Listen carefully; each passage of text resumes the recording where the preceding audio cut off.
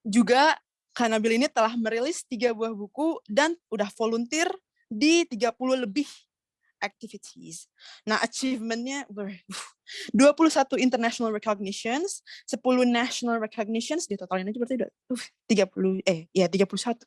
12 awards, penghargaan, 9 scholarships, 9 beasiswa, dan beliau juga founder of PT Mino Teknologi Indonesia dan Latih ID.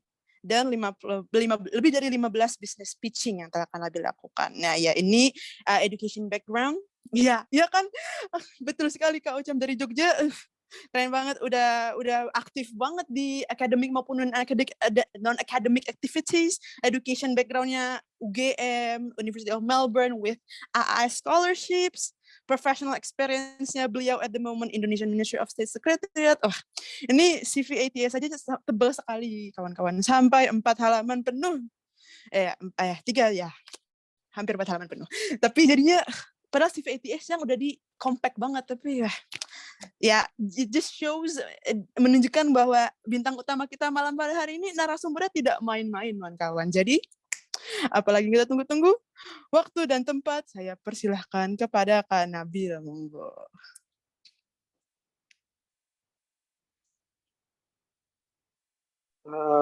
Halo semua, ini sorry nih saya pakai dua device, satu memang untuk kamera, satu untuk suara ya, jadi memang device-nya ini ada dua. Ini apa kabar nih Mbak Putri, teman-teman semua, Mas Galih, makasih ya. Ini pertama-tama makasih karena saya udah diberi kesempatan sebenarnya. Ini adalah suatu kesempatan yang luar biasa bisa ketemu sama teman-teman di malam hari ini. Makasih sudah menyempatkan waktunya. Ini di antara malam mingguannya nih masih mau join bareng nih untuk diskusi ya. Kita di sini mungkin lebih cerita cerita. Ini Kak Putri, saya boleh share screen nggak? Ya boleh, monggo Kak. Oh ya Kak, ini saya sampai jam berapa ya? Uh, yang materinya. Kurang lebih sampai 8:30 Kak, menurut jadwal. Oke, siap. Materinya nih atau yang kalau materinya kalau kurang lebih ya berarti dari sekarang kurang lebih materinya sampai jam 8 lah kasarannya Kak, tidak apa-apa. Jam 8 ya. Oke. Mm-mm. Ya, makasih Kak Putri. Sekali lagi makasih Kak Galing, makasih kepada teman-teman dari Alpharsi Academy yang sudah memberikan kesempatan, dan tentu saja makasih kepada teman-teman yang sudah join di sesi kita di malam ini. Nah, mungkin malam hari ini kita mau sharing aja nih sebenarnya tentang apa sih itu virtual accelerator. Nah, tadi mungkin udah dijelaskan oleh Kak Putri ya. Mungkin yang mau saya highlight, saya kemarin alhamdulillah dapat kesempatan untuk melanjutkan studi master di Australia dengan Australia World. Waktu itu kuliahnya di University of Melbourne. Jadi salah satu universitas di kota Melbourne, ambil Master of Engineering Mechanical with Display. Nah, nanti seperti apa nih ceritanya? Nanti saya akan cerita lebih lanjut. Nah, sebelum itu saya mau kenalan dulu dong. Ini pada dari mana ya? Tadi kan udah pada di chat tuh, cuman mungkin saya mau tahu nih, ini pada di kota mana ya? Pada dari univ mana? Atau nih pada fresh graduate? Atau memang masih lanjut? Maksudnya apakah memang masih kuliah? Dari mana aja deh? Mungkin di chat aja kali, mungkin kalau ada yang mau sharing. Atau saya tanya langsung ya, ini biar nggak ngakut nih sebenarnya. Mungkin saya nanya ke Mas Reza Aulian. Mas Reza. Halo, Selamat malam ya Kak Nabil. Oh ya, Mas Reza Ya. apa kabar Mas? Oh, baik Kak. Kalau Kak Nabil gimana? Oh saya baik, makasih. Mas Reza sekarang lagi di kota apa? Saya di Malang Kak. Iya. Oh di Malang. Iya. Okay. Kuliah atau emang lagi nyari beasiswa atau pripun Mas Reza bukannya? Saya sekarang kerja, mau nyari beasiswa Kak. Iya. Oh lagi kerja emang nyari beasiswa. Iya. Ya, makasih ya Mas Reza. Oh, iya. Nah, lanjut satu lagi, ya. Mungkin Najmi Hanifah. Najmi, apakah di situ atau mungkin oke lanjut ya Anastasia. Anastasia? Ya, halo Oh, Kak. ada. Ya, halo Anastasia, apa kabar? Ini lagi di kota mana, Kak Anastasia? Baik, alhamdulillah aku lagi di Subang, Kak. Oh, yang tadi ya di Subang ya. Kak Iya. Anastasia ini kalau boleh tahu, lagi kuliah atau udah lulus atau udah kerja kayak Mas Reza? Aku ini lagi kuliah satu di Universitas Diponegoro, jurusannya Teknologi Pangan semester 2. Oh, semester 2. Wow, Iya. persiapannya luar biasa matang ya. Nih, baru setahun masuk kuliah, udah nyiapin nih, aku S2 harus ngapain. Oke, makasih ya Mbak Iya, Anastasia Kak. sama Mas Reza udah join di sesi nanti. Nah, kita lanjut ya. Oh ya, jadi mungkin di awal saya mau cerita bahwa PPT ini saya bikin bareng istri ya. Kebetulan istri ya, anak AS juga. Kemarin kita master bareng-bareng. Jadi kita bikin PPT-nya bareng-bareng. Jadi ya, maksudnya saya mengenalin istri juga. Nah, di awal saya mau cerita. Jadi perjalanan teman-teman ini, the journey of 1,000 miles begin with a study about application. Jadi perjalanan teman-teman ribuan miles jauhnya di sana itu dimulai dari malam ini. Jadi dimulai dari persiapan teman-teman untuk menulis aplikasi, untuk menuliskan aplikasi. Jadi memang coba dipersiapkan yang sebaik mungkin karena perjalanan ini adalah perjalanan yang panjang, perjalanan yang jauh, kayak gitu. Nah, hari ini kita akan membahas apa? Kurang lebih akan ada 6 chapter ya. Jadi yang pertama nanti mungkin intro. Yang kedua nanti tentang apa sih itu AS.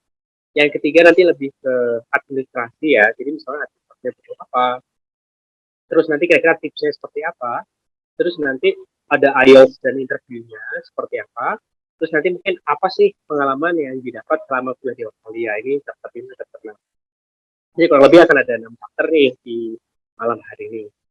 Nah, kita mulai nih tanpa berpanjang kata ya tentang introduction. Jadi ini kita ada pemanasan nih. Nah, ini saya mau nanya nih, teman-teman tahu tentang apa nih tentang Australia? Nah, daripada kita meraba-raba, coba ya kita mau main Kahoot ceritanya. Nah, Kahoot ini temanya tentang seberapa Aussie kamu. Ini sebagai warming up nih. Ini kan teman-teman mau daftar Australia Worlds lah, atau misalnya kita kan memang ini beasiswa dari Australia. Nah, mau tahu lah beberapa tahu nih tentang Aussie. Nah, caranya gimana? Gampang. Buka kahoot.it di HP sambil pantau Zoom ini di laptop. Jadi gini teman-teman. Teman-teman udah pada ngerti lah generasi Gen Z ini lebih jago harusnya dari saya. Jadi nanti pertanyaannya akan muncul di layar kaca ini, di layar laptop teman-teman. Jawabnya nanti pakai HP. Jadi cara jawabnya nanti multiple choice-nya akan ada di HP. Oke, siap. Mbak Putri, saya boleh dibantu ketikkan link kahoot.it di grup sama nanti minta tolong ketikkan PIN-nya ya. PIN game ya. Oke, siap. Kita mulai. Nah, pertanyaannya seberapa Aussie kamu? 3, 2, 1. Oke, pertanyaan pertama. Jadi pertanyaan pertama yang kita mulai dari yang paling gampang nih. Ibu kota Australia itu di mana? Nah, jadi gambar ini tuh gambar parlemennya Australia. Jadi gedung DPR MPR lah kalau di sini. Nah, ini ada di kota mana nih? Apakah kota Sydney, kota Melbourne, kota Canberra, atau Adelaide? Nah, tahu nggak nih teman-teman nih kota Australia? Gitu satu. Teret! Ya, jadi ibu kota Australia itu Canberra ya. Ini bukan Melbourne, bukan Adelaide. Oke, tapi rata-rata udah benar nih. Di lapangan ya kayaknya. Ya, jadi Desi paling awal diikuti oleh Falza, lanjut Tasya ya. Oke, kita lanjut pertanyaan kedua. Kecil hati, gedung Opera House yang terkenal. Nah, ini teman-teman mungkin pada tahu nih, ini kan tagline Aussie banget nih Opera House ini. Dia ada di kota mana? Apakah di kota Sydney, kota Melbourne, Adelaide, atau Canberra? Jadi ada di kota mana nih? 5, 4, 3, 2, 1. Ada ya, itu semua ya, sakit juga nih. Nah, nggak seru lah. Oke, diikuti oleh Faza, diikuti oleh Ocam, sama Desi. Nah, kita lanjut ya. Kali ini betul atau salah? Ini poinnya kali 2 nih. Jadi di Australia itu ada lebih banyak jumlah kanguru daripada manusia, itu betul atau salah? Jadi kanguru itu memang salah satu hewan khas Australia. Dia hewan kantung, salah satu hewan berkantung terkenal ya. Loncat-loncat tuh cara geraknya. Dia lebih banyak dari manusia, itu betul atau salah ya? Kedua, satu, ya betul. Jadi jumlah Australia di Australia itu lebih banyak daripada jumlah manusia. Kalau manusia kurang lebih 20 juta, Australia lebih banyak dari itu. Jadi banyak kalau kanguru ada di Australia. Bahkan di salah satu toko daging halalnya ya, itu ada daging kanguru halal tuh. Mungkin kalau teman-teman mau nyoba bagaimana rasa kanguru. Nah ini Faza diikuti oleh Tasya dan Pinja. Oke. Oh ada sama Rajin lagi ya. Lanjut nih. Pertanyaan keempat, double point nih. Nah ini mulai agak sulit. Jadi terkenal sebagai salah satu situs batu monolit terbesar di dunia. Tingginya ini lebih tinggi dari Menara Eiffel nih, 348 meter, kelilingnya hampir 10 kilo. Nah, nama situs batu ini apa ya? Nama situs ini salah satu yang auksi banget. Apakah The Big Rock? Oke. Ya, semuanya udah jawab ya. Jadi jawabannya adalah Uluwatu. Jadi bukan The Big Rock, bukan McKinley Mountain, sama bukan Uluwatu ini di kita di Indonesia ini Uluwatu, namanya Uluru. Dia bahasa aborigin dari batu besar. Nah, emang namanya nama officialnya Taman Nasional Uluwatu. Oke, mantap nih. Oh, belum berubah ya, karena salah semua. Oke, lanjut ya. Ini double point. Apa nama sungai yang mengalir melewati kota Melbourne? Jadi, di Australia itu, kota-kotanya dilewati oleh sungai besar. Nah, kalau yang lewat kota Melbourne ini apa ya? Apakah Flinders River, Murrumbidgee River, Murray River, atau Yarra River? Oke, menarik nih. Kedua, satu. Teret. Ya, namanya Yarra River. Oke, betul satu ya. Jadi, yang lain itu di kota-kota yang lain. Oke, Reza nih. Sedikit. Nah, jangan takut nih, ini ada pertanyaan terakhir ya. Apa nama hewan unik yang terdapat di Australia ini? Nah, jadi Australia itu karena benua terpisah, itu banyak banget hewan-hewan yang hanya ada di Australia. Contohnya hewan lucu ini. Nah, ini namanya hewan apa? Apakah moka, wallaby, wombat, atau emu? Nah, kira-kira apa ya? Mungkin kalau kanguru sama koala udah pada tahu lah. Tapi hewan ini apa ya? Satu, tadat. Ya, jadi namanya moka. Jadi, kalau emu ini burung ya, seperti burung unta. Wallaby itu mirip kanguru, cuman kecil. Spesies kanguru, wombat ini mirip koala. Jadi yang tadi namanya koka. Nah, kita lihat nih podiumnya. Nomor 3 adalah Tasya. Kongres Tasya. Nah, nomor 2 adalah Faza. Lanjut yang nomor 1.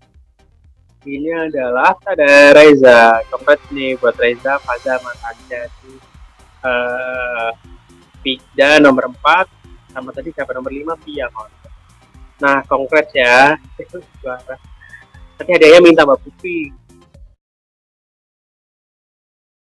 Ya, nah udah nih kan udah pemanasan ya. Ini harapannya udah selesai.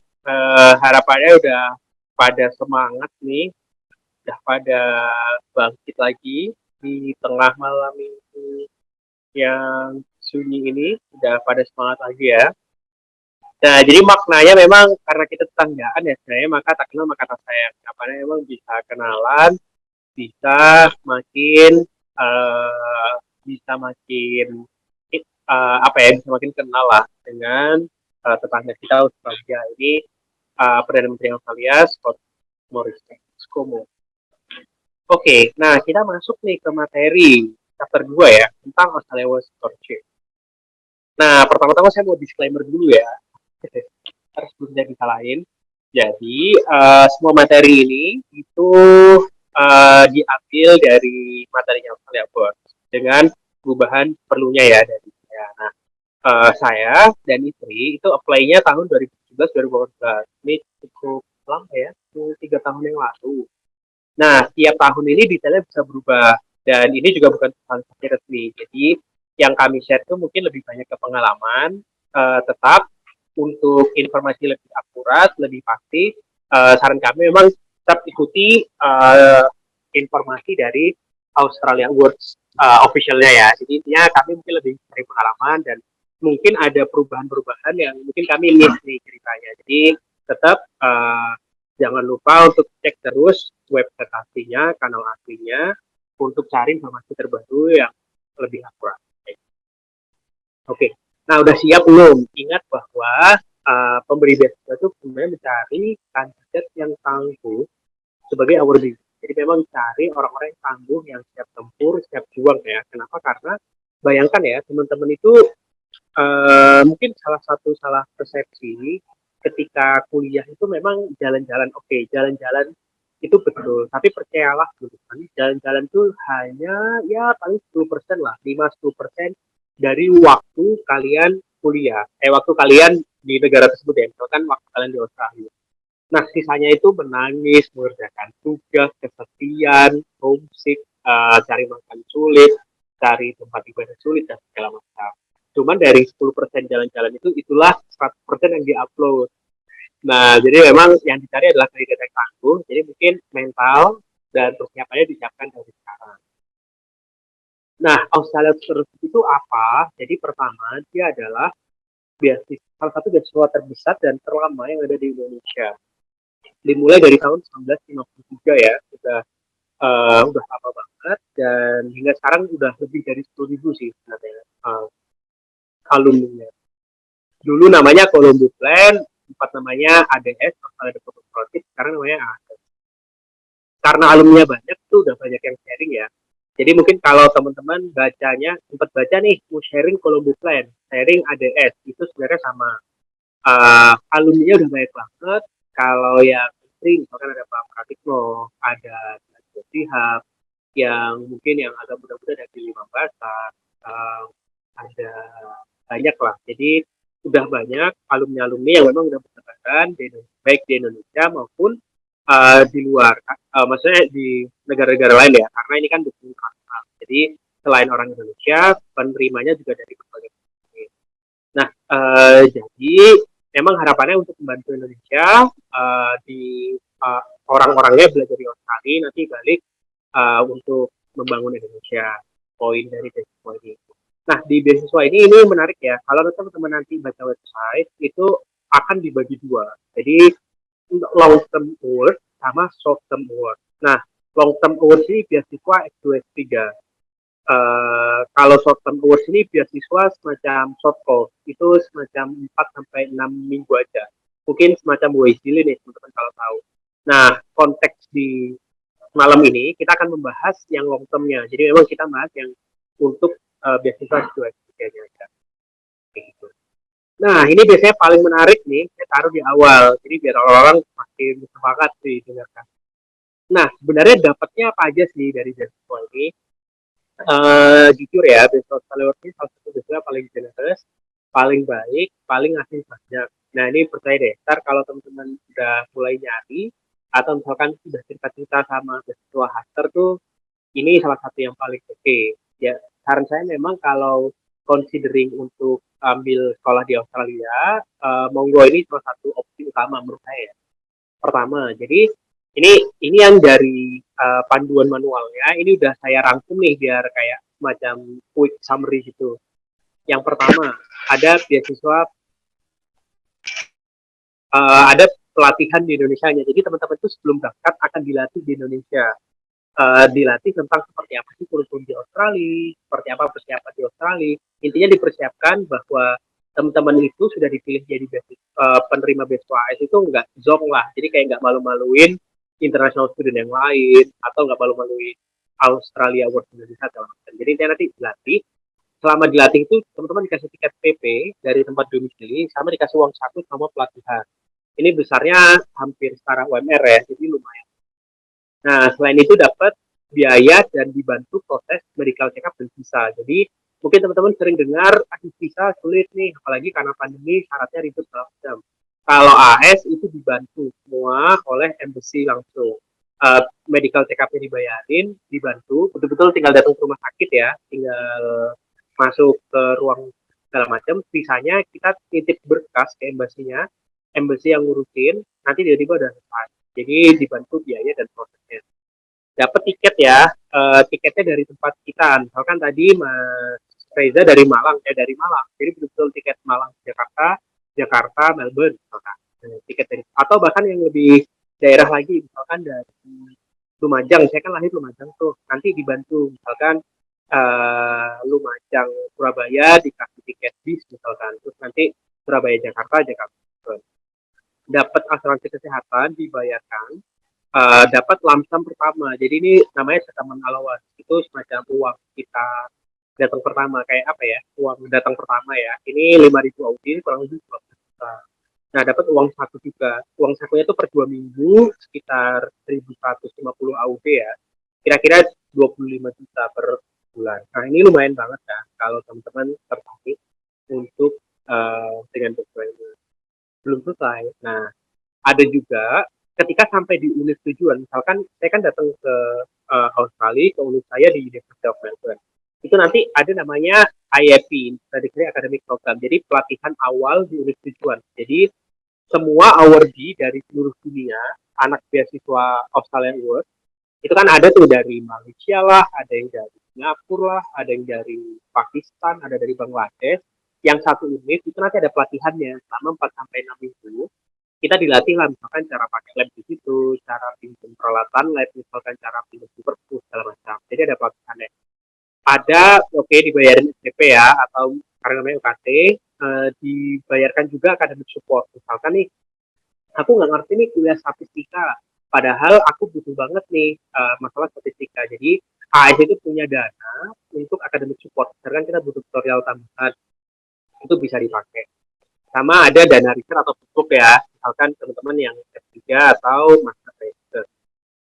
Nah, selain itu ada juga tiket mudik nih. Jadi teman-teman di tengah program master ya, kalau tidak membawa keluarga, itu dikasih tiket PP ke rumah, ke Indonesia maksudnya. Jadi lumayan dapat tiket mudik. Tiket pulang juga ya, dan ada juga program pengembangan diri dan network. Jadi selama di Australia, kita ada program-program yang ngumpulin seluruh hour di AS, sampai di Indonesia juga ada. Jadi supportnya luar biasa. Dan AS ini betul-betul memastikan kita bisa belajar dengan sukses, nyaman, tenang, aman. Kayak gitu.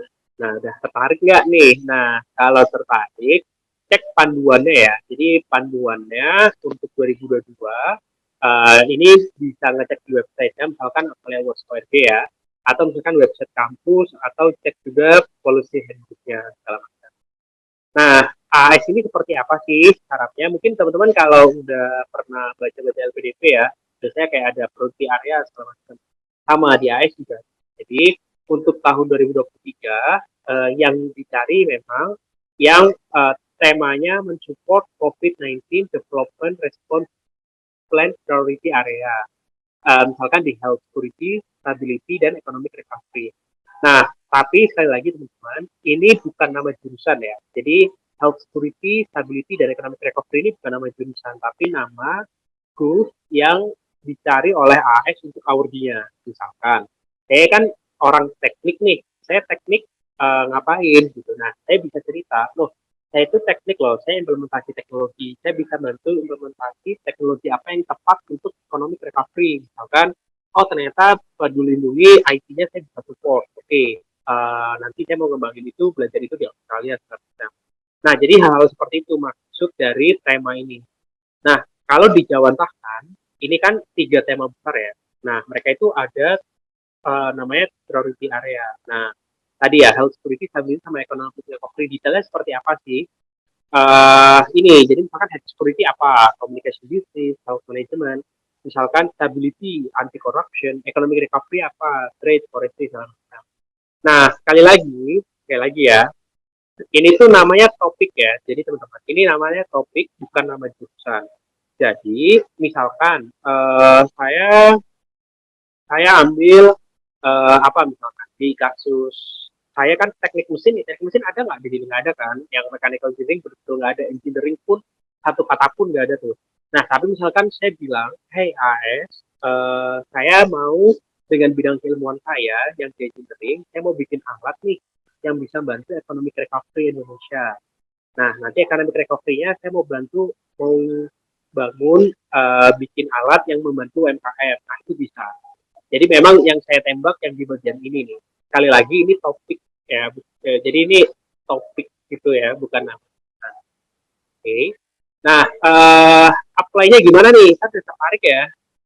Apply-nya gimana? Nah, apply-nya kurang lebih ada 3 yang harus teman-teman siapin. Pertama, ini adalah website punya tim Australia. Ini teman-teman harus isi di sini. Nah, memang agak, saya juga nggak tahu ya, mungkin karena mereka nggak mau tukeran data atau segala macam, tapi tim Indonesia juga punya website yang harus diisi. Jadi ada 2 website yang harus diisi. Sama satu lagi memang hard copy. Kalau memang teman-teman nggak bisa apply di website. Cuman ini super rare case ya, hard copy. Saya nggak menyarankan karena rawan hilang lah, siapa yang terima segala macam. Saran saya memang kayaknya kalau di Indonesia harusnya udah bisa lah untuk apply online ya. Jadi memang harus apply di website Oasis sama apply di websitenya Australia World Indonesia. Nah, kurang lebih kalau teman-teman tertarik, ini sebenarnya ada link video infografisnya. Nanti ini bisa diklik nih, slide-nya dari Mbak Fitri, nanti bisa ke Mbak Fitri. Nah, ini ada tentang video infografis, cara apply-nya seperti apa. Nah, tanggal ya, jadi memang salah satu yang penting ini tanggal. Ini saya cek so far ya, untuk malam ini tanggal yang terakhir. Tapi teman-teman, ini saya mau konfirmasi lagi bahwa biasanya kadang itu di-extend tanggalnya atau tanggal ini berubah. Sebagai contoh 2021 itu hasil interview itu diundur berapa bulan gitu karena COVID dan segala macam ya. Jadi teman-teman make sure lagi tanggalnya ya. Ini tanggalnya kadang-kadang berubah. Jadi memang stepnya kurang lebih ada 5. 1. Ada menyelesaikan online application ya, submit sana, submit sini, bikin access segala macam, tanggalnya 29 April. Yang kedua, nanti dapat info yang lolos interview, itu bulan Juni. Baru nanti ada interview sama tes IELTS. Jadi, AS ini beasiswa oke banget, karena teman-teman itu nanti dikasih tes IELTS sebelum jadi worthy. Jadi, tesnya itu teman-teman dikasih tes IELTS nih. Jadi belum apa-apa teman-teman udah dikasih 3,5 juta buat tes IELTS, lumayan banget. Nah, nanti tesnya di sini ya. Ini informasi tentang tes IELTS-nya. Terus nanti wawancara tes IELTS nanti dapat pengumumannya di bulan Agustus. Ini kurang lebih 5 step. Nah, untuk yang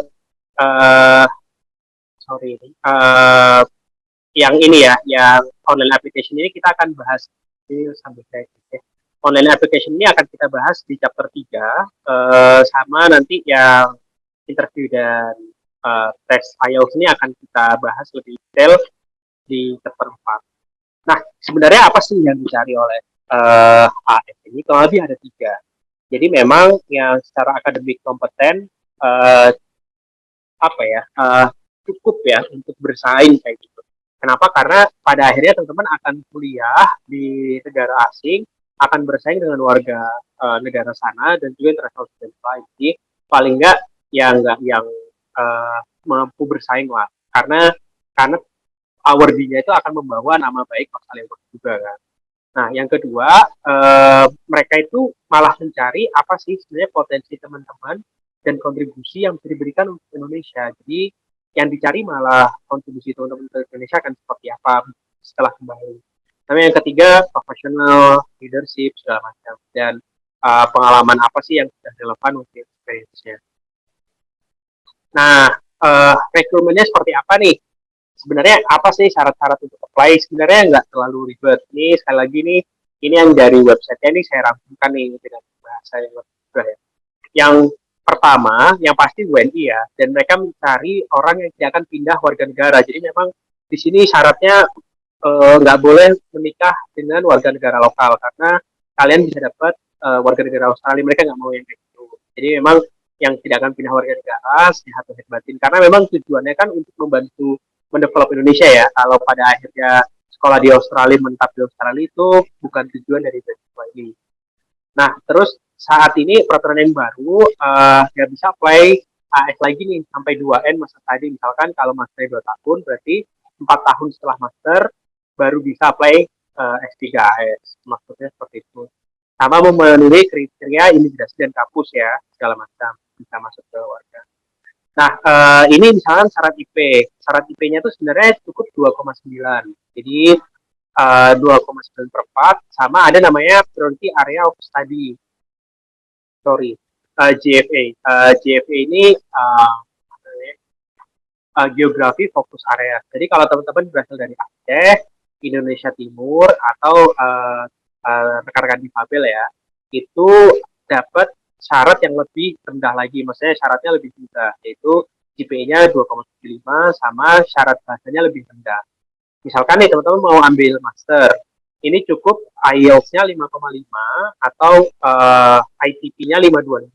Tapi kalau geographic focus areas itu IELTS-nya bisa 5, TOEFL-nya cukup 500 ya, TOEFL ITP. Jadi kayak gitu. Kalau PhD ya ini misalkan butuh IELTS-nya 6 kayak gitu dan segala macam syarat bahasa.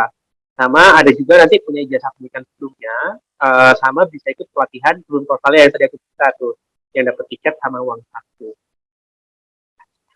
Nah, oke, lanjut ya. Di chapter 3 kita membahas tentang administrasi nih. Administrasinya seperti apa nih? Nah, mungkin saya mau nanya dulu nih. Nah, sebelum pada bosan ya.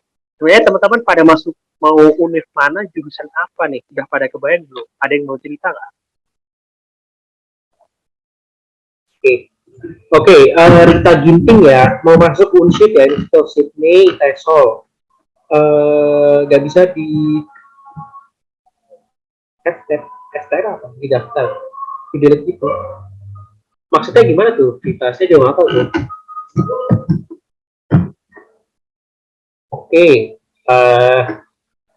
Oke, Flinders University, oke, Reza, International Development Studies. Siapa lagi nih yang mau sharing? Hai Kak. Email, wah tempat saya tuh di Public Health. Oke, makasih ya. Ini Rita, Reza, sama Fatima yang udah sharing nih. Makasih banget yang udah sharing mau masuk mana. Nah, kita lanjut ya. Oke. Nah, sebenarnya apa sih tips and tricks secara general itu punya wow point sih menurut saya. Jadi apapun itu teman-teman udah mau pernah ngapain aja misalkan itu monggo. Tapi yang penting teman-teman punya apa sih yang membedakan seorang Putri dari ribuan aplikasi lainnya. Apa yang membedakan seorang Fatima dari ribuan aplikasi lainnya itu sih yang harus dijawab. Misalkan punya kompetisi akademik, punya IP yang oke, lomba dan prestasi, bahasa Inggris oke misalkan, atau punya kontribusi masyarakat nih Mas Nabil. Selama ini aku ikut organisasi, ikut volunteering segala macam, atau misalkan punya organisasi profesional, misalkan aku pernah ikut magang segala macam. Jadi punya punya sesuatu yang membedakan teman-teman di antara ribuan aplikasi lainnya. Wow point ya istilahnya. Nah, kalau Sinti seperti apa? Seperti apa sih tipsnya? Ada 4. 1, coba highlight skill dan pengalaman. 2, coba menggunakan format desain yang simple. Coba update secara regular sama review kesalahan ya. Jadi hindari ada typo, tanggal atau info kontak yang salah. Contoh nih, misalkan ya, berarti harus English. Coba show your value, kira-kira apa value-nya. Mudah untuk dibaca ya. Jadi simple, mudah untuk dibaca. Tunjukkan tanggal kapan, highlight your achievement, sama detail, tapi not too much. Jadi yang menarik ya, yang menarik untuk dibaca, untuk orang itu langsung tahu, oh si Putri ini jagonya ngapain nih. Terus CV. Nah, kalau essay tipsnya seperti apa sih? Jadi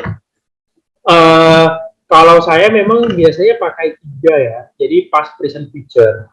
Jadi past itu apa? Apa yang telah teman-teman lakukan, kerjakan atau pelajari di bidang yang mau di-apply nih. Misalkan nih, tadi Orcam ya, mau apply Master of Urban Planning. Nah, misalkan apa nih yang sudah Orcam ketahui tentang urban planning, maksudnya selama ini ngapain? Karena ini kan pada akhirnya master ya, mereka ekspektasi mungkin kita udah punya basicnya. Nah, apa nih? Nah, ini diceritakan, misalkan pernah ikut ini, juara itu, segala macam. Nah, Risen, kenapa misalkan Fatimah mau ambil public health? Jadi apa yang memotivasi untuk masuk public health dan kenapa di Unimel? Nah, itu sebenarnya yang harus dijawab nih. Nah, future-nya misalkan si Reza, kenapa mau, tadi kan mau masuk di University di International Development ya. Nah, pulangnya itu mau ngapain sih sebenarnya? Jadi, misalkan nih, ini harus terjawab nih, si Reza, kuliah di Flinders, dibayarin, ambil international development ini ke depannya mau ngapain si Reza ini? Nah, ini yang harus dijawab nih, past, present, future. Kalau ini terjawab dengan oke, biasanya isinya selesai itu. Nah, supporting dokumen yang di-apply apa? Ini kan kita lagi bahas application ya di awal ya. Pertama memang yang dibutuhkan ini ya, dokumen data diri. Apakah itu akte, KTP atau paspor. Butuh CV juga, butuh berkas pendidikan, itu ijazah dan transkrip.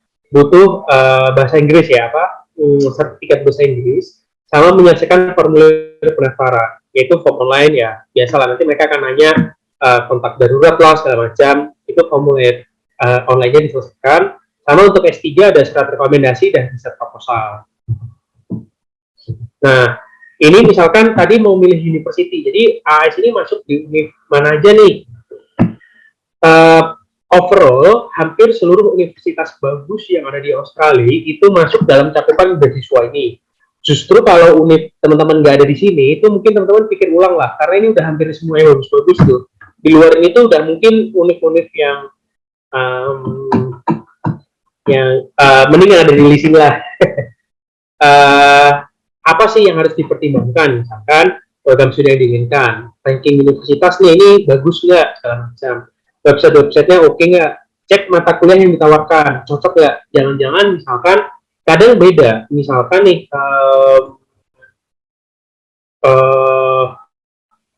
misalkan Fatimah, misalkan dia mau public health-nya lebih ke public health yang penyakit menular. Tapi mungkin ada satu univ yang dia public health-nya, saya nggak tahu, mungkin satu lebih ke penyakit menular, satu public health yang lebih ke BPJS Kesehatan misalkan. Nah, itu kan salah satu public health tuh. Nah, coba cek sebenarnya teman-teman mau fokusnya di mana. Lihat syaratnya cocok atau enggak. Lokasi ini kadang penting. Mungkin teman-teman ada yang suka tinggal di kota, ya pilihlah Sydney atau kota Melbourne. Atau lebih suka tinggal yang di kampung ya. Misalkan ya mungkin bisa milih di Wollongong. Atau bisa milih di Ballarat, segala macam.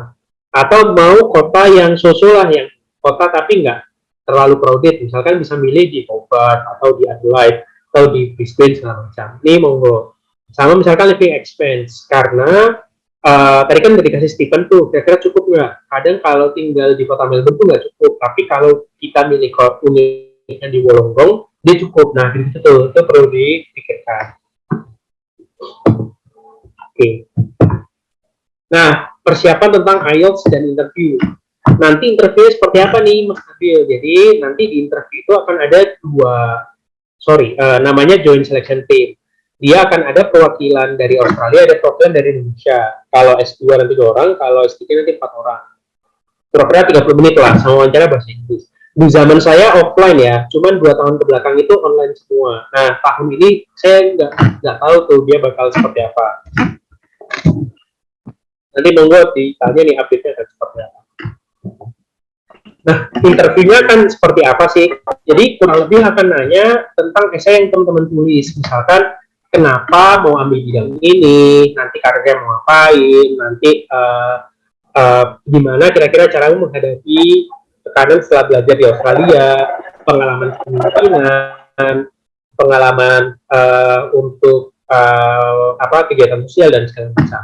Jadi intinya apa yang kita tulis di essay akan ditanyain ke waktu interview. Tipsnya seperti apa? Jadi pertama latihan ya, tanya jawab tuh penting banget. Jadi dulu saya punya list daftar pertanyaan, daftar jawaban, terus latihan ya sama orang-orang yang sama macam. Simulasi wawancara, dari persiapan sama sebelum acara jangan lupa survei. Jadi survei lokasinya, jadi jangan sampai salah tempat segala macam. Di hari tiba lebih awal, terus berpakaian rapi formal, body language yang baik, jangan lupa bilang terima kasih. Kalau tipsnya untuk IELTS seperti apa? Pertama, terapkan bahasa Inggris di hobi kita. Jadi nontonnya misalkan udah mulai bahasa Inggris, bacanya bahasa Inggris, dengar lagu, nulis segala macam pakai bahasa Inggris. Jadi di hobi nih teman-teman, hobi apa nih? Hobi baca komik, komiknya harus bahasa Inggris sekarang. Hobi Netflixnya bahasa Inggris, subtitlenya ditutup. Nonton film Korea nggak apa-apa, subtitlenya bahasa Inggris yang gitu lah. Jadi put everything in your hobby kayak gitu biar nggak kerasa tuh kita sambil jalan sambil belajar. Nah, hidup di Australia seperti apa sih? Jadi teman-teman, pada akhirnya the world is a book and thus you do not travel really only read only a page. Jadi dunia ini sangat luas teman-teman. Memang kalau bisa, memang kita coba cari pengalaman lain, kita cari teman lain, cari ilmu di luar ya. Jadi kita merantau mencari ilmu yang banyak. Nanti balik membangun negeri ini kayak gitu. Overall penuh perjuangan dan seru. Jadi di Australia ini temen grup saya nih ada yang orang Aussie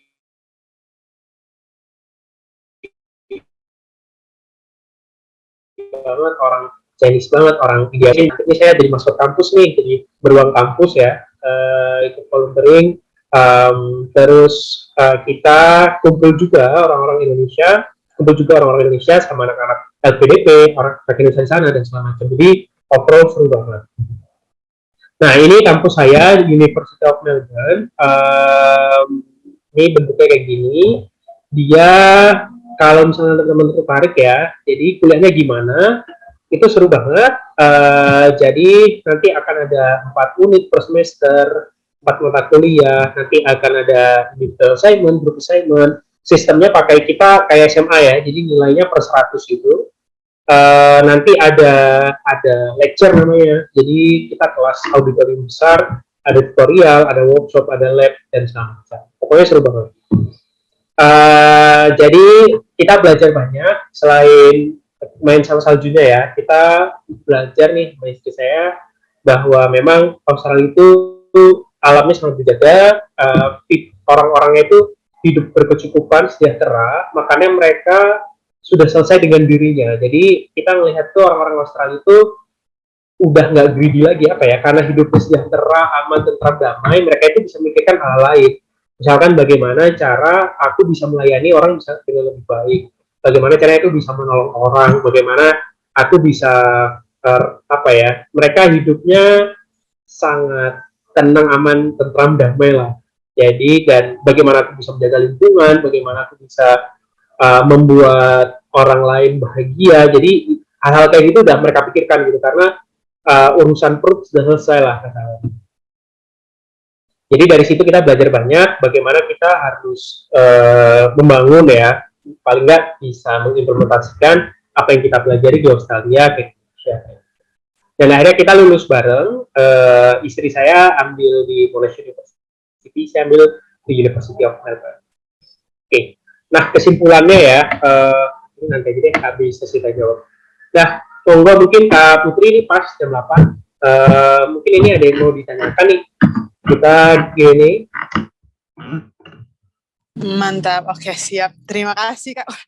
Itu yang awalnya tema headline How to Write Winning Essay, ini sudah paket plus yang awal. Sudah makin tahu jadinya Australia kayak gimana, perkenalan langsung sama society di Australia sendiri, udah ada sampel curriculum vitae, supporting documents, choosing university, sampai lengkap tips and trick interview, winning essay, dan kuliah di University of Melbourne itu sendiri. Pengalaman langsung dari Kak Nabil Satrianya. Oke, sekarang buat yang BTW, buat yang tadi mungkin kelewatan informasinya dan baru datang, mungkin selamat datang. Nanti bisa di-tune in juga di channel YouTube-nya Oversea Academy. Untuk informasi-informasi yang mendetail. Baiklah, Q&A, the floor is open for it. Tampak sudah ada beberapa pertanyaan, burning questions right here. Kalau ada yang mau langsung tanya, boleh banget raise hand, biar nanti unmute dan langsung bercakap-cakap dengan Kak Nabil, atau monggo langsung di Zoom chat. Oke, jadi pertanyaannya Kak, kalau untuk volunteer Kak, apakah harus sesuai dengan bidang kita? Dari Kak Ochan dari Yogyakarta. Ya, jadi pertanyaannya, volunteer ya? Apakah harus sesuai dengan bidang kita atau enggak? Kalau dugaan saya enggak, karena volunteer kan pada akhirnya bebas ya. Tapi mungkin ya nggak apa-apa, punya pengalaman volunteer nggak, pengalaman yang luar biasa, mungkin nanti diceritakan bagaimana pengalaman volunteer itu merubah perspektifmu atau apa yang kamu dapat selama kegiatan itu. Mungkin lebih ke itu aja, Kak Putri. Oke, nah lalu selanjutnya ada Kak Beauty Pakpahan. Ini rada spesifik sih Kak pertanyaan, tapi jadi bagaimana ya Kak cara apply master dari Taiwan ke Australia untuk master degree? Apakah harus apply dari Indonesia? Dan mungkin untuk visanya bagaimana Kak? Apakah kedepannya akan dibantu sama pihak AAS? Ya, makasih nih Kak Putri, makasih ya Kak Beauty Pakpahan yang datangnya. Nah, pertama untuk masalah untuk apply ini kan online, jadi apply-nya bisa dimanapun. Apply-nya kalau dari, maksudnya secara kita mau put di application itu bisa dari manapun, dari Taiwan segala macam nggak masalah juga saya. Cuma memang waktu zaman saya ketika wawancaranya onsite itu memang harus online tuh, jadi emang harus datang ke tempat, maksudnya harus datang ke tempat ya, harus offline. Nah, tapi kan sekali lagi ya, 2 tahun terakhir kan bisa online. Dugaan saya mungkin nggak apa-apa untuk wawancaranya dari Taiwan, kalau boleh online.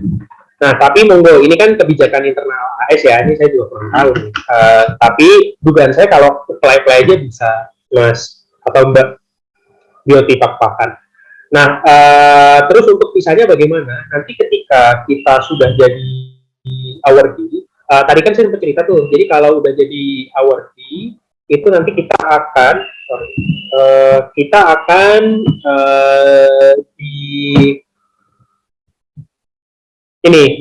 salah satu syaratnya bisa ikut pelatihan sebelum ke Australia.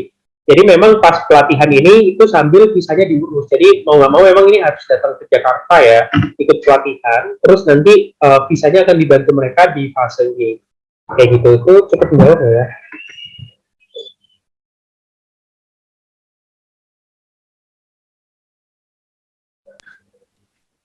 Cukup jelas kalau di aku, cukup jelas. Oke. Nah, ini boleh tadi Kak Beauty Pakpahan mungkin di SS dulu, atau mungkin ya nanti rewatch YouTube-nya. Baik, terima kasih Kak atas jawabannya. Oke, move on to the next questions. Jadi ada Kak Rita nih. Jadi untuk hasil IELTS di wawancara, mungkin maksudnya di bagian speaking part IELTS ya Kak. Apakah akan mempengaruhi hasil wawancara di AAS selanjutnya Kak? Oke, siap. Makasih Kak Rita. Maksudnya yang ini tuh Kak Putri, yang di step 4. Nah, ini menarik ya. Jadi gini. Ini sambil saya tulis nih. Jadi di step 4 itu kan ada 2. Satu interview, satu IELTS test ya. Dia 2 komponen yang terpisah. Oke, interview kan. Interview itu wawancara. Kalau interviewnya oke, dia akan masuk step 5 tuh, kebayang nggak? Jadi interviewnya oke, dia akan masuk ke step 5. Tapi untuk masuk step 5, tes IELTS-nya dia harus dapat minimum threshold. Jadi IELTS. Nah, dia harus dapat minimum syarat yang ini. Ini, kalau misalkan teman-teman nih bukan dari geographic area ya, sama ambil master, berarti paling nggak IELTS-nya 5,5 kayak gitu. Kalau misalkan teman-teman dari geographic fokus area, IELTS-nya paling nggak 5. Kalau PhD IELTS-nya 6, gitu-gitulah. Nah, jadi di sini harus IELTS-nya minimum lolos angka minimum. Oke. Nah, itu satu hal ya. Nah, kalau 2 ini aman, interview aman, IELTS aman, masuk ke step 5 nih. Maksudnya kita lolos jadi awardee.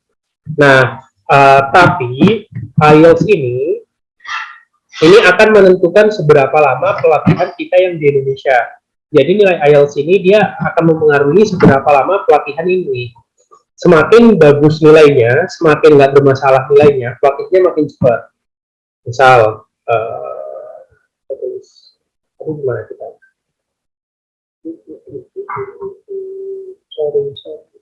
Nanti setelah ini. Oke, di sini. Nah, jadi misalkan nih, kalau ini ya IELTS ya, kalau misalkan all good ya, kalau misalkan dia ini all good ini masuk ke syarat ini, misalkan Unimap ada. Unimap misalkan ya, Unimap itu dia 6,5 overall, sama each-nya itu 6. Nah, kalau misalkan all good, IELTS-nya itu pelatihan yang tadi di Jakarta itu cukup 4 minggu. 4 minggu. 4 minggu. Nah, kalau misalkan level 2 ya, itu overall oke, tapi ada satu band yang kurang. Nanti pelatihannya itu 6 minggu. Apa ini 6 minggu? Sorry ya. Detailnya saya lupa, tapi intinya makin jelek makin lama itu. 9 minggu plus tes IELTS lagi. Tes lagi. 9 minggu pelatihan plus tes. Nah, kalau teman-teman ini kan butuhnya 6,5 nih, dapatnya itu 6 kalau nggak salah. Misalkan dapatnya 6 ya, overallnya 6. Overallnya 5,5 apa ya? 5,5. Apa namanya? Sorry. Overallnya misalkan 6. Pelatihannya itu 4,5 bulan. 4,5 bulan.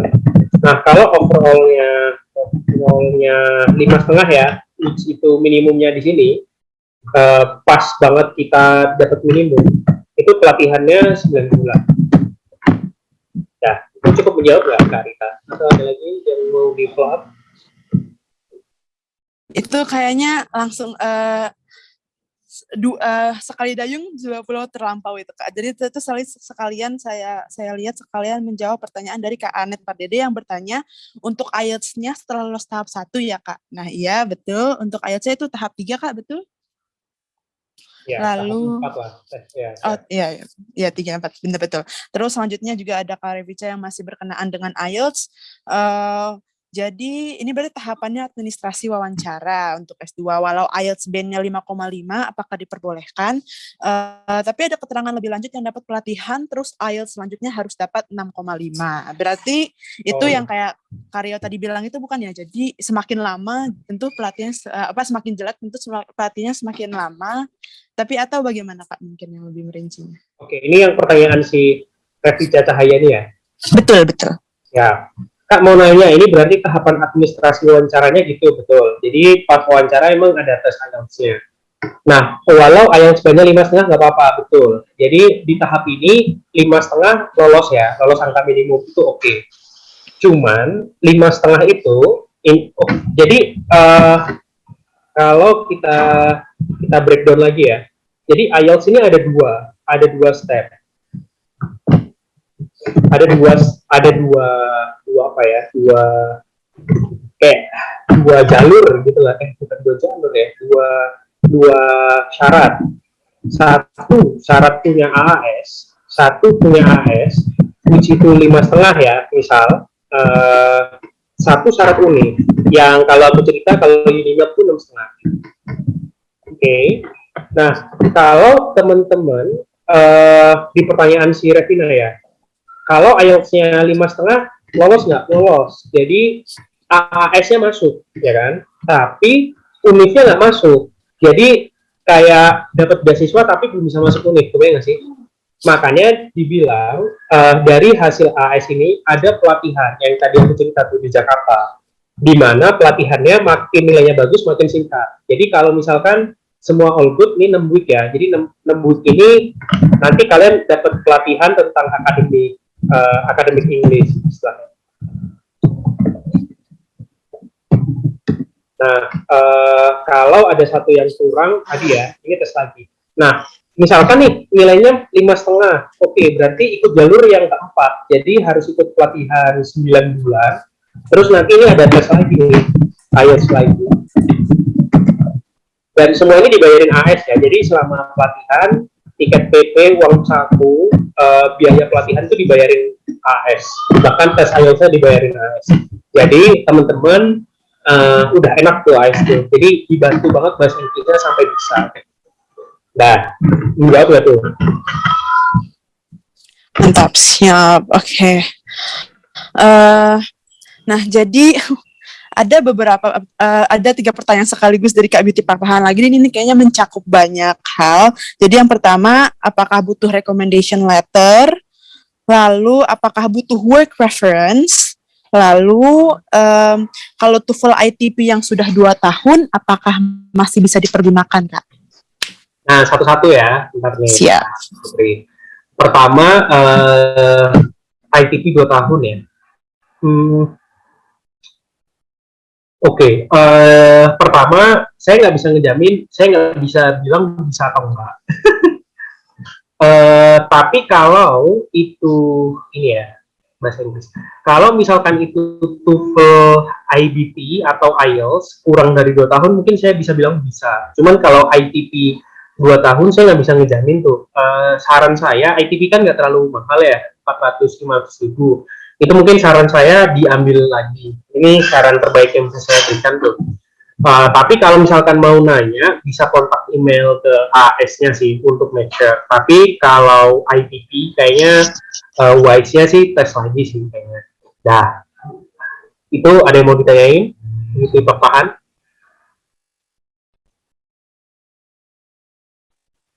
Ya, Putri tadi pertanyaan kedua apa ya? Satu lah. Work reference dibutuhkan. Oke, secara tadi ada nih, Iya, work reference sama recommendation letter. Nah, itu. Work reference beda ya recommendation letter. Iya ya, kurang lebih mestinya. Oke, ini dia. Nah, pertama untuk work reference. Jadi work reference itu surat keterangan kerja gitu kali maksudnya ya. Kayak aku udah kerja di mana. Itu pertama, secara spesifik dokumen itu nggak ditanya. Karena yang ditanya ini kan. Tapi di biodata itu kita memang disuruh melampirkan sudah pernah kerja di mana. Saran saya, work reference itu tetap disimpan. Siapa tahu waktu wawancara ditanya. Jadi mana buktimu udah pernah kerja di UGM misalkan. Nah itu dilampirkan tuh, ini buktinya. Atau apa buktimu pernah ada di kerja di mana, ini buktinya. Tapi overall nggak ditanya secara spesifik untuk di-upload work reference. Nah, untuk siapa tadi namanya? Nanya tentang ada namanya surat rekomendasi, betul. Jadi untuk surat rekomendasi untuk S2 dia nggak diminta. Jadi surat rekomendasinya ini nih, dia diminta untuk S3.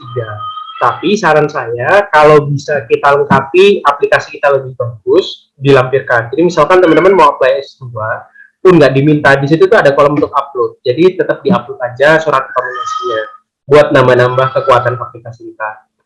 Monggo, Putri, mana lagi nih pertanyaannya? Sip, oke. Jadi ada yang raise hand nih, Kak. Berarti langsung ingin bercakap-cakap dengan Kakak, langsung unmute. Ada dari Undram, Kak Muhammad Hari. Monggo. Ya, terima kasih moderator. Izin Kak Nabil untuk mengajukan 2 pertanyaan. Yang pertama, boleh nggak diceritakan suka dukanya begitu ketika menjalani studi di Australia. Kemudian yang kedua itu tentang esainya Kak Nabil, kira-kira esai kontribusi ke Indonesia itu yang seperti apa, seperti itu Kak. Terima kasih Kak Nabil. Oke, makasih nih Kak Muhammad Hari udah nanya ya. Menarik banget nih pertanyaannya. Jadi pertama, kalau ditanya tentang suka duka, ini pasti banyak banget ya. Mungkin sukanya dulu ya. Kalau sukanya, tadi mungkin overall udah cerita ya. Jadi pengalamannya banyak banget, temannya seru banget, fasilitas kampus tuh seru banget. Jadi kalau di Indonesia misalkan, saya kan ambil teknik UGM, kita punya high speed kamera tuh harganya setengah M. Itu tuh kita nggak punya akses mahasiswa. Yang akses tuh benar-benar cuma dosen, dan itu pun dosen senior. Kalau kita mau pakai misalkan, itu ribet banget, kayak izin dosen ini, izin kepala lab, itu pun kita nggak boleh megang, yang boleh megang hanya laporannya, segala macam. Ya mungkin karena alatnya mahal, cuma punya beberapa di eman-eman lah ya. Tapi kalau di Australia, udah nih, ini kayak, ini manualnya, ini alatnya udah kamu pakai sendiri gitu, kayak gitu. Kayak semua alat yang canggih-canggih itu kita bisa bebas pakai, lebih seru dan lebih menantang ya gitu. Jadi pengalamannya didapat lebih banyak. learning experience-nya banyak banget. Nah, tapi dukanya banyak juga. Jadi memang karena persaingannya kan internasional ya, jadi memang sangat ketat kali ya. Jadi kayak semua orang pinter-pinter, yang anak-anak beasiswa jago-jago juga. Jadi persaingannya cukup ketat. Terus pace untuk belajarnya kan sangat cepat ya. Kayak mungkin kita santai-santai di Indonesia, di situ tuh sebelum masuk kuliah kita ada ekspektasi udah baca, di ekspektasi udah do research, di ekspektasi udah baca pre-course-nya. Jadi di kelas tuh harus memang tinggal diskusi aja. Jadi kayak dosen masuk di kelas, ya dari materi kemarin yang bingung yang mana, udah langsung gitu. Jadi dia itu nggak jelasin lagi, tapi langsung nanya, kalian mau mana yang masih dibingungkan gitu.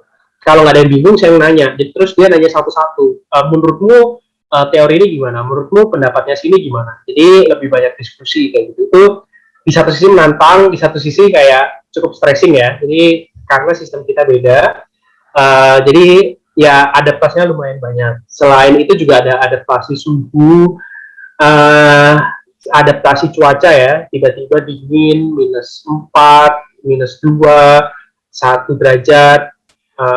Emang kadang kelihatannya enak salju, cuman setelah 10-15 menit itu kayak males lah, mau nganget aja masuk ruangan gitu. Terus ya itu mungkin makanan sulit ya. Kalau misalkan saya lebih sulit cari makanan halal, jadi harus pilih-pilih bahan-bahan mana yang safe. Terus kalau ke warung ya harus lihat-lihat dulu warungnya dia jual apa, bahannya apa dan segala macam. Mungkin itu suka dukanya. Nah, untuk kontribusi SI ke Indonesia ya, pertama-tama ini saya nggak punya silver bullet tuh harus jawab seperti apa. Pertama, kalau mau nanya kontribusi apa ke Indonesia, yang pasti disesuaikan dengan jurusan teman-teman. Misalkan nih si Hari apa, jurusan apa?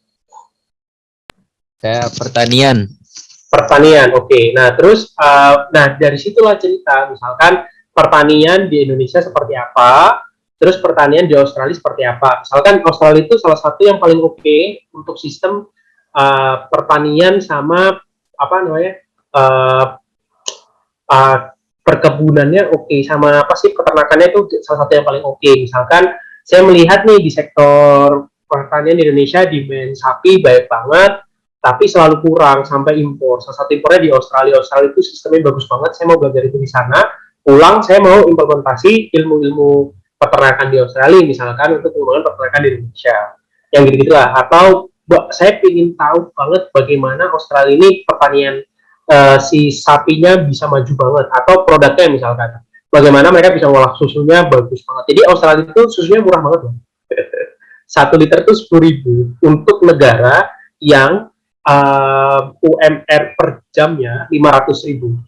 Jadi di Australia itu kita kerja sapu-sapu di restoran itu 500.000 tuh per jamnya, dan susu di sana cuma 10.000. Jadi betul-betul kayak apa ya, murah banget lah. Kayak mereka sampai nggak mikir lagi, kayak ya udah aku minum susu aja gitu. Atau cheese-nya juga bagus banget. Nah, mungkin kayak gitu Hari. Jadi disesuaikan dengan bidangnya. Nanti cerita kira-kira di Australia mau belajar apa yang mau diambil untuk membantu Indonesia. Apakah cukup menjawab? Terima kasih Kak Nabil. Tapi bisa satu lagi, kira-kira Kak Nabil punya rekomendasi kampus nggak untuk jurusan pertanian di Australia? Oke, makasih ya. Nah, tadi kan ada yang nanya rekomendasi kampus tuh, termasuk tadi kayak ada yang nanya nih jurusan pendidikan di mana. Jadi gini teman-teman, untuk masalah jurusan saya nggak lebih tahu dari teman-teman. Kayak kakak anak teknik nih, kalau ada yang nanya teknik mungkin bisa ngasih rekom ya. Tapi kalau di luar teknik mungkin kakak juga nggak sejago itu.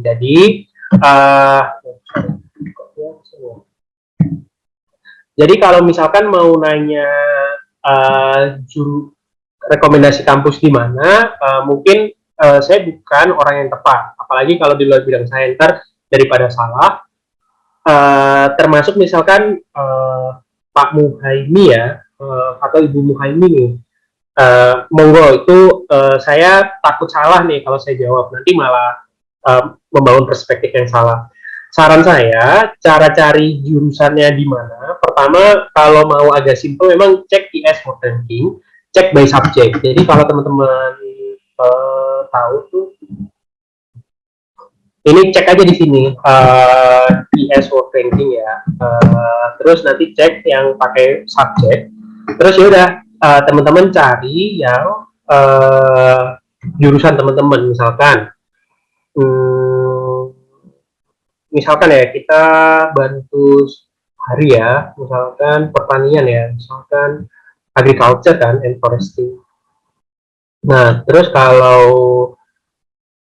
Kak Muhaimi aja ya, Kak Muhaimi dia pendidikan ya, pendidikan misalkan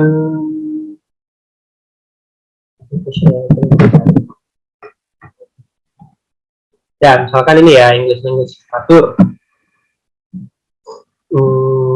Oke, nah ini kan by subject tuh. Ya udah, di short aja. Misalkan saya mau regionnya di Australia. Australia itu dia Australia. Nah, oke, ini langsung ketemu nih Kak Hari. Oke, paling bagus di Brisbane nih. Baru nanti cek di Brisbane. Terus bagus lagi di NU. Sama bagus lagi di New Zealand ya. Cuma ini kan Australia berarti Queensland atau NU. Atau mau cek di Western Australia, cek di Melbourne, Sydney, segala macam. Nah, mungkin kalau ditanya cara cari jurusan yang cool itu kayak gini. Yang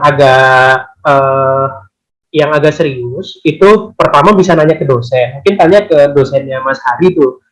Bapak Ibu, ini kalau saya mau ambil beasiswa di Australia, rekomendasinya di mana? Mereka biasanya lebih tahu.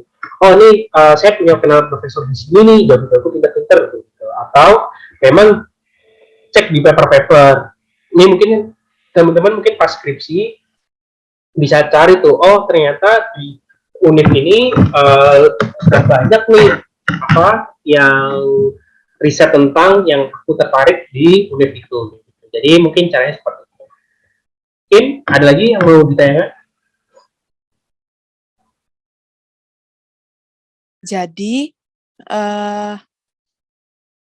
Jadi ada beberapa pertanyaan lebih ke soal dokumen ya Kak, kelengkapan dokumen. Jadi untuk pendaftaran ke kampus apakah akan dibantu oleh pihak AASK secara biaya maupun hubungan ke universitas tujuan dari Kak Elizabeth Desi, dan masih dari Kak Elizabeth Desi, untuk ijazah dan transkrip yang sudah ditranslate dengan penerjemah tersumpah, apakah masih perlu dilegalisir oleh universitas asal? Itu udah pertanyaan dari Kak Elizabeth Desi, Kak. Oke, siap. Makasih ya. Pertama, masalah dibantu daftar, betul. Jadi nanti ketika kita di fase ini, nah ketika kita di medical check up dan visa, kita itu dibantu daftar juga ke UNIF. Jadi AS ini betul-betul enak ya. Jadi kita nggak perlu kontak UNI satupun. Bahkan kita dibilang kita nggak perlu kontak. Karena ketika kita udah jadi awardee-nya, kita cukup menyerahkan berkas kita ke AS, nanti mereka yang akan keliling. Jadi mereka itu akan pakai semacam jalur AS gitu ya. Jadi mereka akan bilang ke uninya, hai universitas, daripada kamu susah-susah cari mahasiswa, ini aku punya mahasiswa pinter pilihanku, udah aku didik, latih berbulan-bulan, bahasa Inggrisnya aku jamin oke, aku mau ngebiayain dia, udah kamu tinggal lihat nih aplikasinya apa yang nyiapin. Jadi untuk biaya daftar, proses daftar segala macam itu dibantu AS. Itu pertanyaan Elizabeth ya. Nah, pertanyaan yang kedua,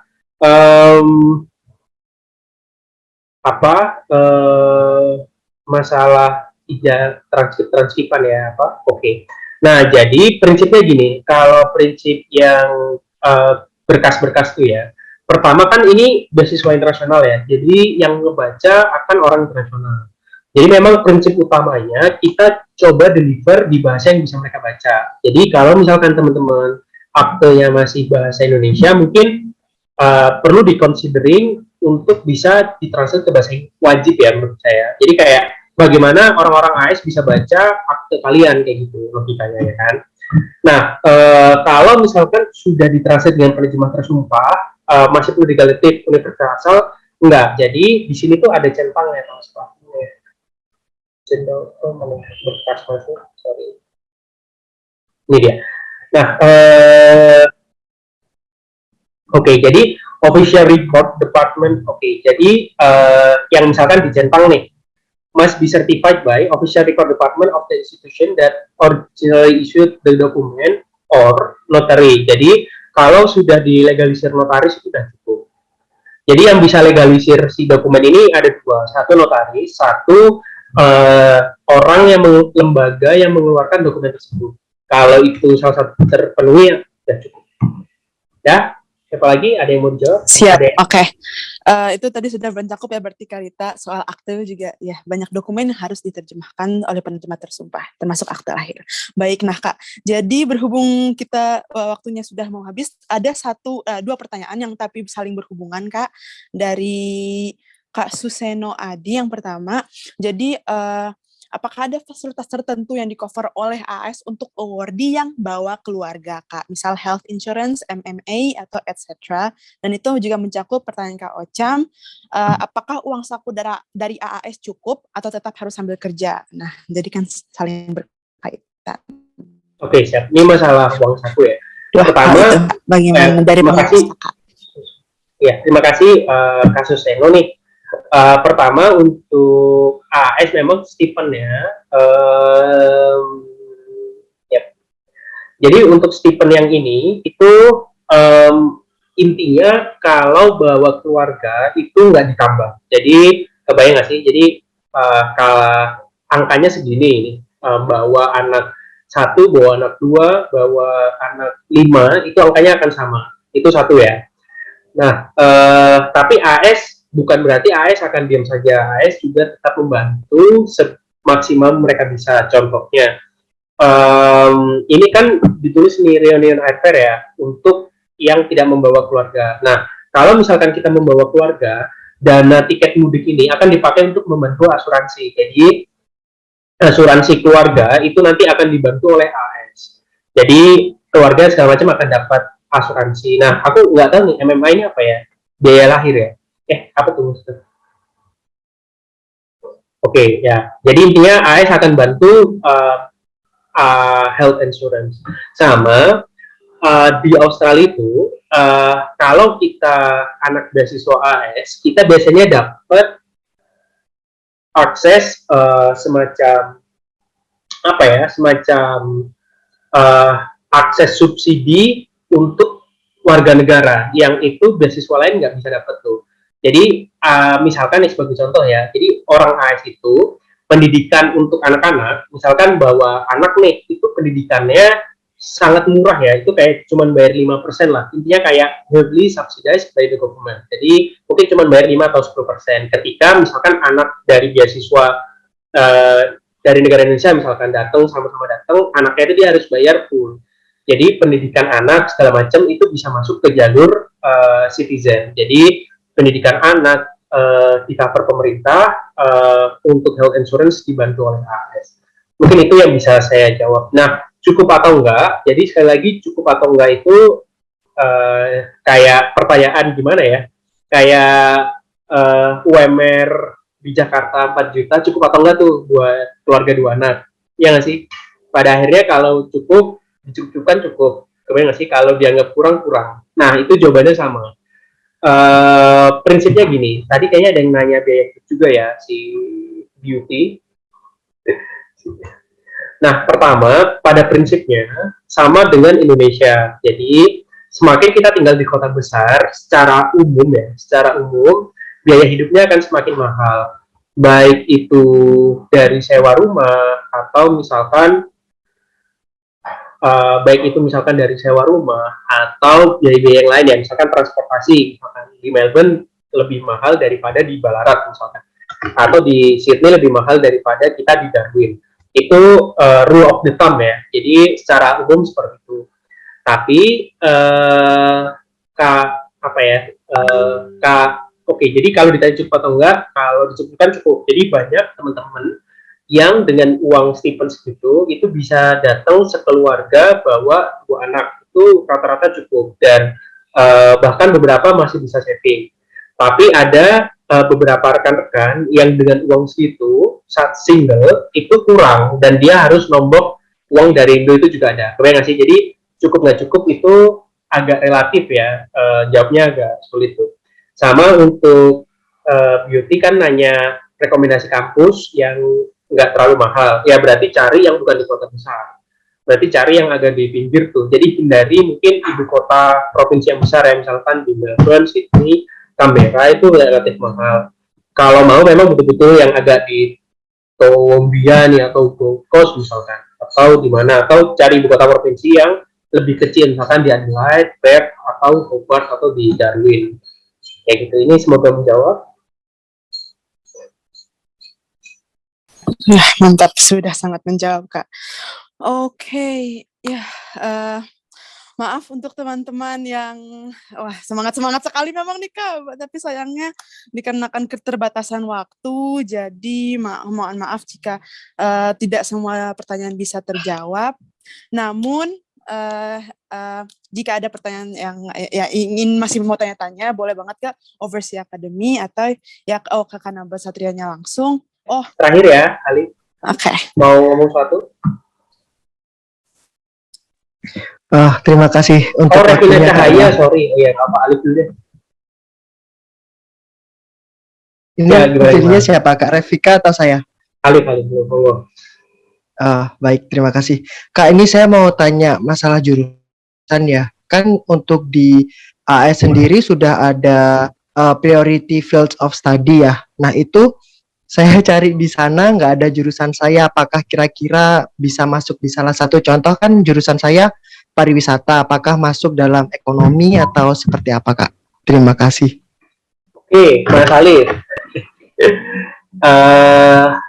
Ini tadi saya udah highlight tuh sampai merah tuh. Nah, jadi sekali lagi ya, ini priority of study ini topik ya, dia bukan nama jurusan. Kalau bicara engineering di sini juga nggak ada tuh.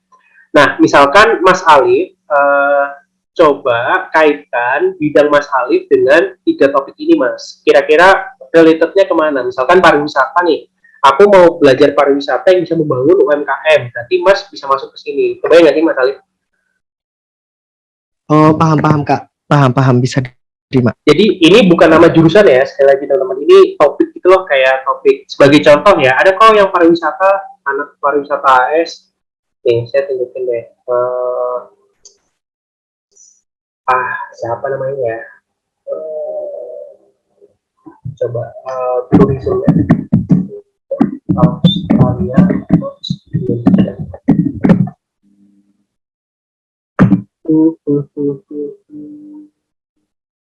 saya lupa lagi namanya. Tapi ada kok beberapa anak AS yang dia tourism. Jadi Mas Alif nggak usah berkecil hati, karena ini topik ya, dia bukan nama jurusan. Jadi Mas Alif paskan aja bidang turismenya, diceritakan aja misalkan nih, dengan turismku, aku mau memberdayakan masyarakat lokal yang bisa membantu economic recovery. Oke, masuk nih economic recovery. Atau turismku ini turism yang dia sangat peduli dengan lingkungan nih, dia akan membantu untuk health management. Nah, masuk yang sini gitu. Jadi ini topik gitu sih Mas bentuknya. Jadi dia bukan nama jurusan. Cukup bantu nggak teman-teman? Baik Kak, sangat membantu. Terima kasih.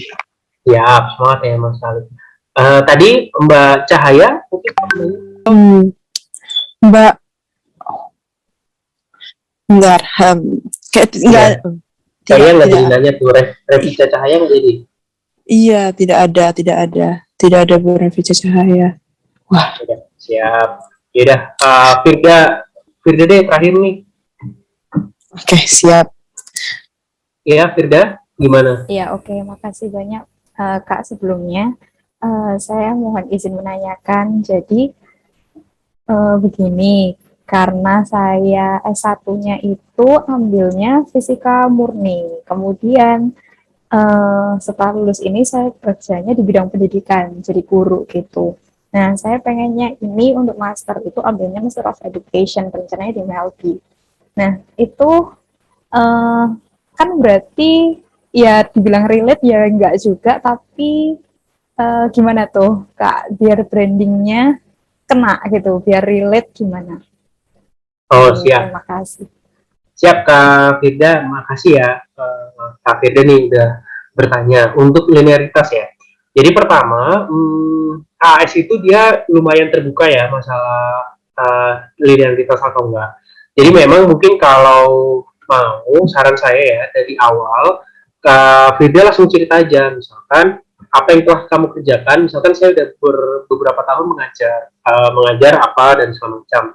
Makanya saya merasa untuk meningkatkan kapasitas pengajaran saya harus mengambil Master of Education.